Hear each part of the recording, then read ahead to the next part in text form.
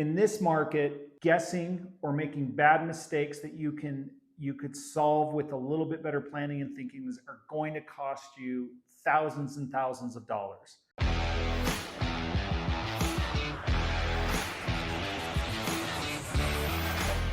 So we've done a lot of videos on how to analyze deals, how to run comps, how to go about your flips. For example, here is my video that I think is still relevant, accurate on my best practices for how to run comps. It's about a 15, 20-minute video where I share my screen and I walk you through exactly how I go about on the MLS and with different websites and whatever to really analyze and pull comps for the flips or whatever property you're looking at. So this is a little bit more of a refresher, and I think it's a lot more relative today when we have more active inventory versus, like, remember during COVID, like there was no active homes. All of them were sold or under contract because there was like literally zero inventory. But we probably have 10 times the amount of inventory today as we did at the peak low period of inventory during COVID. So what does that mean? When we're trying to evaluate the value of a property, of what it's going to be in 6 months, you got to pay a little bit of a guessing game. Now, I'm never a believer in speculating, going, oh, if it's worth X amount today, it's going to be worth X plus 3% in 6 months. Like, no one has a crystal ball. I'd rather you estimate lower, right? Because then if it does come in higher, you're going to win. But what are 3 points that we can look at today for this video of better practices in maybe a little bit of a slower market, maybe a little bit more of a seller's or buyer's market, so you can accurately assess, the value of the property that you're looking at flipping. So number one is focusing on the right comps. You'll see in my video, I really more visual. And so when I pull up comps, I like to pull them up on the map and I draw with the tool the comp area that I'm looking at. And I really like doing that because you'll be reminded of major roads or where maybe neighborhoods change. It's not enough to just do a mile radius, because sometimes that mile will take, like maybe a very defining street where the values are different on the other side. So I like to look at the map and then I kind of draw and follow the neighborhood of where I think the homes are the most comparable. But more important than that, because I have a video on that, is you really got to look at, of the homes in that neighborhood, how much of the inventory is active and hasn't sold versus pending or sold. Because that'll give you an idea for the absorption for your specific neighborhood and market, which might be dramatically different than if you just look at, say, Salt Lake County as a whole. For example, if you're looking at an area where there's a lot of new home construction, there's going to be a lot of active inventory versus maybe when the market was a lot hotter and there was no active inventory. Versus, say, like in maybe a more established neighborhood where there's like a 55 plus community where there's really not always that many homes on the market. That might be a place where the demand is still really strong for that product type. So you really got to get not just local to like your state or county, but you got to get really local to your exact neighborhood. And you can even go back further and say, hey, last quarter, how many houses sold in this neighborhood? The year before, how many houses sold on average each month in that neighborhood? And then you can look at the active inventory, and then you can kind of tell, like, holy cow, like in Salt Lake, there's maybe 4 months of inventory, but in this particular neighborhood, there's a year worth of inventory in this price range. So that's going to give you clues on how to comp the property. If that's the case and there's an extreme supply, you are going to want an extra good price on that house, because odds are your value will be less later, because all those actives will at some point be sold. And if there's that many on the market, odds are prices are going to drop to fill the demand, if that makes sense. So be very hyper focused on your local, like, neighborhood market, so you can really assess, and be very conscious of the active listings versus the sold and under contract to get an idea for the absorption just in your little area. Point number 2 is, as much as we want to make deals work right now, sometimes the best deal you can do is the one that you say no to. I can't tell you how many times over the years I wish I would have said no.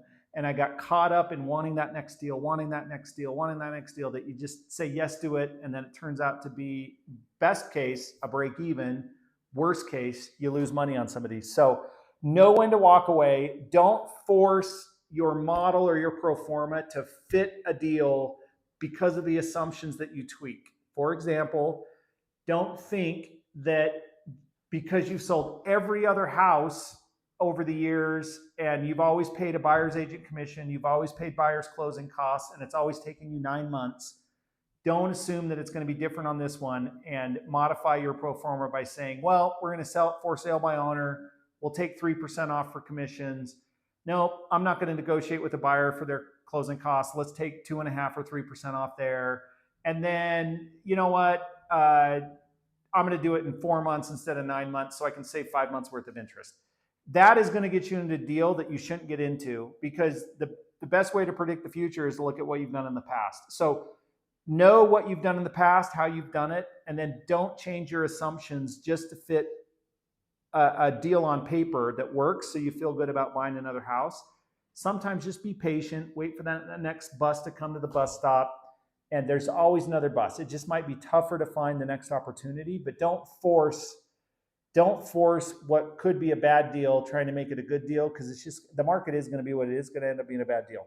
Okay, so say no when you need to say no. Number 3, use time to reduce risk. By that I mean, and we've done a lot of videos on this, but it's more important than ever right now, is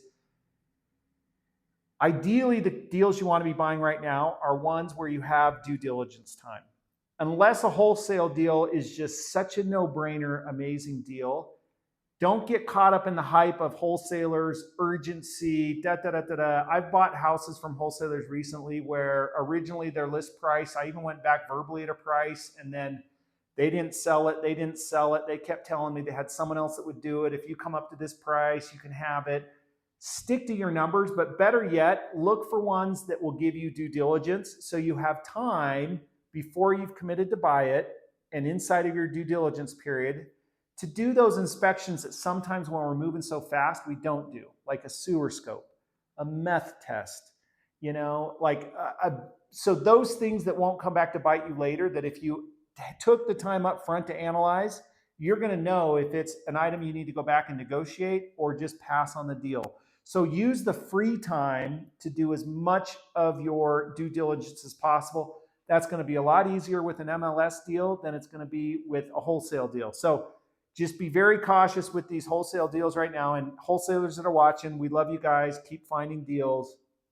But when you're looking to buy one, be a little more selective and only jump on ones that are such a clear-cut good deal, or that you can work in time to do additional inspections so you don't have surprises that wouldn't be surprises if you had just taken the time to do more due diligence. While you have more time, the other benefit to getting more due diligence time isn't just for the physical inspection of the property, but also to get and nail down more accurate bids, to think through your scope of work, to just have a little bit more time to put the whole picture together and your budget to make sure your numbers are good. Also, sometimes, you have more time to just think through your exit strategy, double check title, make sure there's nothing weird on there, shop insurance. All of those things, when you're moving fast and the market's good, you kind of don't even notice that you maybe could have saved some money or renegotiated a price. But now that the market's a little bit slower, go for that extra time, the free time before your interest is ticking and before your money goes hard, to do those inspections, stuff like that. So these may seem like obvious things, but a lot of times we're watching these videos or we're going to classes or courses because we just need to be reminded, and I need to be reminded. And it's not enough to be reminded. You actually have to do it. There's a phrase on a wall in a gym in Arizona that says, effort is your responsibility. And also, no one can do your push-ups for you. So all of these things are great, these tips and tricks, but if you don't actually do it, it doesn't mean anything. So just remember, focus on the right comps and on your specific market. Look at trends for absorption, supply and demand. Don't force every deal to be a deal. Be very selective. Say yes less often than saying no. And then use the free time, meaning time before your due diligence is done or before you've actually bought the property, to just take more time to properly inspect the property, review your budget, review your plan, make sure your numbers are set.